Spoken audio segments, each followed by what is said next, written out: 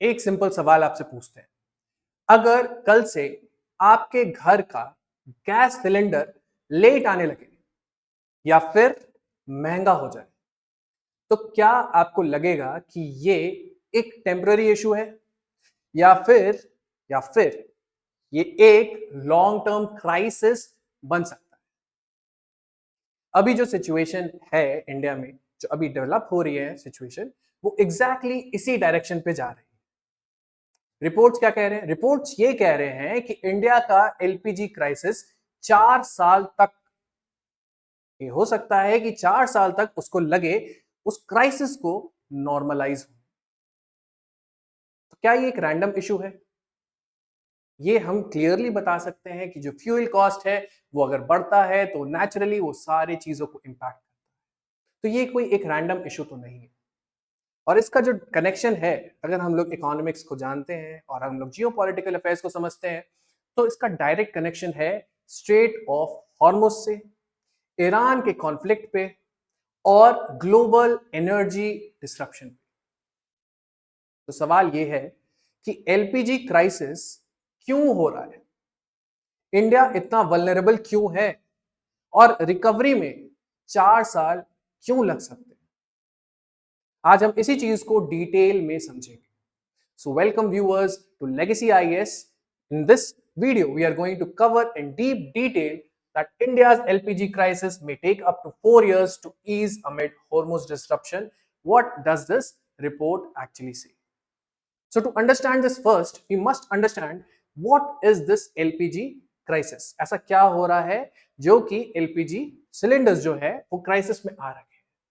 सबसे पहली बात, supply shock, that is understanding what is actually happening. सबसे पहले समझते हैं कि क्राइसिस एक्चुअली में क्या है। तो अगर आपको बताएं तो रीसेंट डेटा के अकॉर्डिंग ये डेटा आया है और उसमें पता चला है कि इंडिया के जो एलपीजी इंपोर्ट्स हैं वो ऑलमोस्ट हाफ हो गए हैं फरवरी के कंपैरिजन में, है ना। जो हम लोग लास्ट मंथ में देख रहे हैं फरवरी के महीने में, उससे आधा हो गया। और सिर्फ इंपोर्ट्स नहीं, डोमेस्टिक प्रोडक्शन पे भी इफेक्ट पड़ा है। मतलब कि डोमेस्टिक प्रोडक्शन भी अराउंड, अब बोल सकते हो कि 10% गिर चुका है। मतलब जो सप्लाई पे अटैक है, एक्सटर्नली और इंटरनली दोनों ही तरफ से हिट हो रहा है। तो इसका इंपैक्ट क्या है? इसका इंपैक्ट ये है कि सिलेंडर्स अब लेट आ रहे हैं, प्राइसेस बढ़ रहे हैं, ओके। और कमर्शियल यूजर्स जो हैं वो काफी ज्यादा स्ट्रगल कर रहे हैं। लेकिन ग्राउंड लेवल पर क्या हो रहा है कि कुछ होटल्स आपको समझने में आएगा, वो फायरवुड का इस्तेमाल करने लग गए हैं कुकिंग के लिए। तो सिंपल लाइन में ये कि सप्लाई कम हो रही है, डिमांड तो सेम का सेम ही है। और gap between this demand and supply is something that is increasing over a period of time. Now to understand this कि ये सारा जो गैप है और जो सप्लाई डिमांड का जो गैप क्रिएट हो रहा है, मतलब कि डिमांड उतना ही लेकिन सप्लाई कम हो चुका है, इसका रूट कॉज आखिर है क्या, है ना। And that is Hormoz dependency. मतलब कि आपका जो डिपेंडेंस है वो स्ट्रेट ऑफ हॉर्मोज पे बहुत ज्यादा है, जिसकी वजह से आपका जो इकोनॉमिक इन्फ्लेशन है या फिर इकोनॉमी के एक्टिविटीज हैं वो सब ही इफेक्ट होते हैं। तो आइए देखते हैं नेक्स्ट स्लाइड में कि why India is so vulnerable.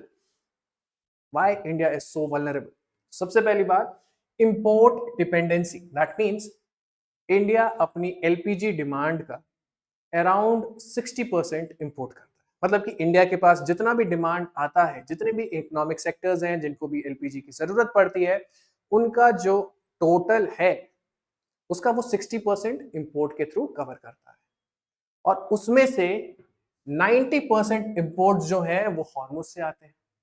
मतलब कि 90% मिडल ईस्ट से आता है। और ऑलमोस्ट सारे के सारे, क्योंकि हम लोग 90% बोल रहे हैं, तो आप समझ सकते हो कि सारे के सारे जो हैं वो स्ट्रेट ऑफ हॉर्मुज से ही पास होते हैं। क्या हम प्रॉब्लम को ग्रास्प कर पा रहे हैं? मतलब कि एक ही रूट पर ओवर डिपेंडेंसी है। Next, middle east primary supplier हो गया। Choke point disruption, choke point का रिस्क, मतलब कि हॉर्मुज स्ट्रेट दुनिया का सबसे क्रिटिकल एनर्जी रूट है। अब बोल सकते हो कि ये वो चैनल है जहां से तेल बहता है, यानी कि बहुत सारे जो मार्केट्स हैं और बहुत सारे जो सप्लायर्स हैं, ये उनको कनेक्ट करने वाला एक बहुत ही मतलब बहुत ही एक्सटेंसिव नेटवर्क है। तो अब जब ये डिसरप्ट हो जाता है तो पूरा का पूरा जो सप्लाई चेन है उस पर भी इफेक्ट आएगा। मतलब this becomes the weakest link, that means the whole supply chain can actually collapse. तो अब रीसेंट कॉन्फ्लिक्ट में क्या हुआ है, शिप्स रुक गए, इंश्योरेंस कॉस्ट उनकी बढ़ गई और ट्रैफिक ऑलमोस्ट ऑलमोस्ट जीरो हो गया।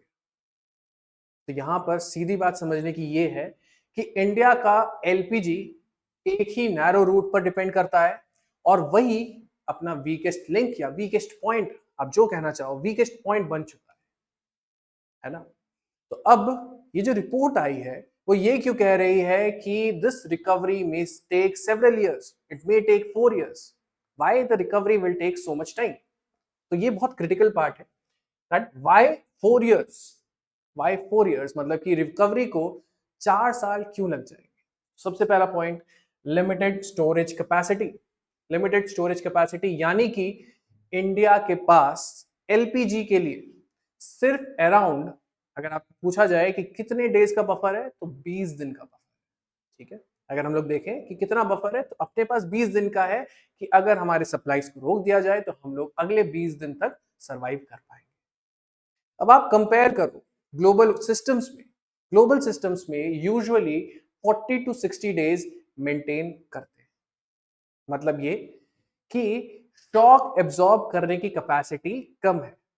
जाहिर सी बात है कि अगर आप एलपीजी को स्टोर नहीं कर पा रहे, अगर आपके पास वैसी स्टोरेज कैपेसिटी या फिर आपके पास खुद का डिमांड को रन करने के लिए सप्लाईज इनफ नहीं है, तो क्या होगा, वो चीज डिसरप्ट हो जाएगी।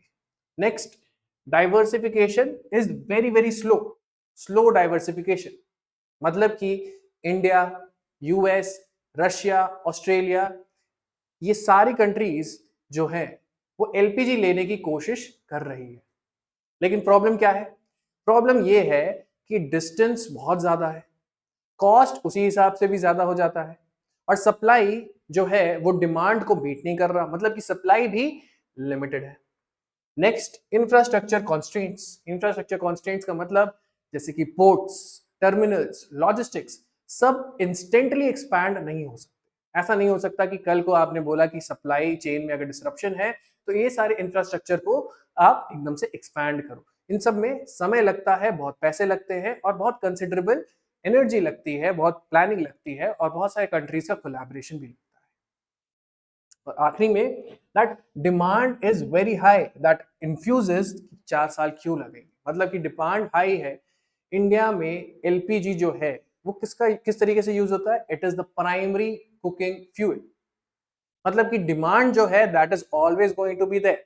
मतलब India will always for a very long time to foresee it is going to remain stable, the demand is going to remain stable. और सब्सटीट्यूट, इसका जो सब्सटीट्यूट है वो काफी लिमिटेड है। तो सिंपल अगर हम लोग लाइन में इसको समराइज करें तो वो ये है कि प्रॉब्लम सिर्फ सप्लाई का नहीं है, बट ये सिस्टम की कैपेसिटी का भी है। यानी कि आपका जो सिस्टम है, how much shock can it absorb, how much geopolitical shock rather it can absorb. Now to understand further with respect to India कि रियल इंपैक्ट ऑन इंडिया क्या है, यानी कि इसका इंपैक्ट इंडिया पे क्या होगा, तो हम लोग आगे देखते हैं। From geopolitics to your kitchen, मतलब कि कैसे जियोपॉलिटिकल अफेयर्स जो है वो एक्चुअली ड्राइव कर सकते हैं आपके कुकिंग फ्यूल का रेट बढ़ा सकते हैं और डेफिनेटली आपका खाने का भी टोटल कॉस्ट जो है वो बढ़ जाता है। And this inflation is definitely going to affect your pocket, why the reason being that food is something that is essential and it is something that is used by any class of people, any class with respect to any economic class of people, है ना। तो आप देख सकते हो, पहला, household impact. Household impact मतलब कि एलपीजी डायरेक्टली इफेक्ट करता है किस चीज को, घर की कुकिंग को, डेली लाइफ को इफेक्ट करता है। Next, inflation pressure. Inflation pressure मतलब कि अगर एलपीजी महंगा होता है, अगर एलपीजी महंगा होता है तो ट्रांसपोर्ट, है ना, आपके फूड के प्राइसेस वो सभी इंक्रीज हो जाते हैं। जैसे हम देख रहे हैं कि अगर जैसे कंजम्पटिव एक्सपेंडिचर बहुत ज्यादा है, कंजम्पशन हमारा बहुत ज्यादा है, जैसे ऑर्डर करना फूड को, वो भी आपका कॉस्ट में दिखने लग जाएगा। नेक्स्ट, इंडस्ट्री स्लो डाउन, यानी कि इंडस्ट्री पे इंपैक्ट पड़ेगा। कौन सी इंडस्ट्रीज की बात कर रहे हैं? Hotels, restaurants, small businesses already अभी से ही स्ट्रगल कर रहे हैं, और कुछ केसेस में आपको ऑपरेशंस रिड्यूस या बंद होते भी नजर आएंगे। Next, shift towards alternative fuels. Shift towards alternative fuels यानी फ्यूल शिफ्ट हो रहा है, मतलब कि लोग ऑल्टरनेटिव्स का भी इस्तेमाल कर रहे हैं। ऑल्टरनेटिव्स क्या है? जैसे फायरवुड, केरोसिन, इलेक्ट्रिसिटी यानी कि इंडक्शन कुकर भी ले रहे हैं, है ना। तो ये सारी जो चीजें हैं वो एक ऑल्टरनेटिव की तरह सामने ला रही हैं अपने आप को सोल्यूशन पेश करके। लेकिन ये डेंजरस भी है। क्यों? क्योंकि अगर ये क्लीनर फ्यूल से, जब हम लोग क्लीनर फ्यूल की बात करते हैं या फिर इन्वायरमेंट की बात करते हैं, है ना, हम लोग एलपीजी का स्कीम भी लेकर आए थे जिसका नाम था पहल स्कीम, है ना। तो हम लोग यही चाहते थे कि रूरल एरियाज में क्या हो कि वहां पर जो फायरवुड की वजह से जो औरतों के लंग्स खराब हो रहे हैं, इफेक्ट हो रहे हैं, और वो प्राइमरी रीजन बन रहा है इंडोर पोल्यूशन का, वो चीज हट जाए और वो एलपीजी सिलेंडर्स पे आ जाए, है ना। तो ये एक इन्वायरमेंटली प्रॉब्लम भी क्रिएट कर सकता है, क्योंकि ये क्लीनर फ्यूल से, जो हम लोग क्लीनर फ्यूल की तरफ देख रहे हैं, उससे एक स्टेप बैकवर्ड की तरफ जाता है। तो अब फाइनल सवाल ये है कि क्या ये सिर्फ एक एलपीजी क्राइसिस है, या फिर ये इंडिया की एनर्जी वल्नरेबिलिटी का सिग्नल है? तो आप यहाँ पे फाइनल चीज ये याद रखना कि इंडिया की प्रॉब्लम फ्यूल की स्टोरेज नहीं है, प्रॉब्लम उसकी डिपेंडेंसी है। यानी कि हमने ऐसा इंफ्रास्ट्रक्चर, हमने ऐसा सिस्टम नहीं बना रखा जो कि शॉक को एब्जॉर्ब कर सके।